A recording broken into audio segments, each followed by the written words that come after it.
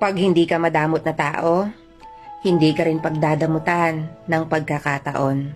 At oo, may mga taong aabusuin ka sa pagiging mapagbigay mo. Yung tipong ikaw na nga yung tumulong, ikaw pa yung lumalabas na masama. Masakit sa kalooban ang bagay na iyon, pero sana lumaban ka pa rin ng patas at huwag nang dumagdag pa sa hindi na mabilang na toxic na nilalang sa lipunan. Pakatandaan lang natin ito mga idol. Lahat ng pagtulong natin sa kapwa natin nang walang hinihinging kapalit, maniwala ka, there is always a great things in return. Sa ayaw at sa gusto mo man, pag si Lord na ang nagbigay, sobra pa sa sobra ang ibibigay niya sa taong may busilak ang puso.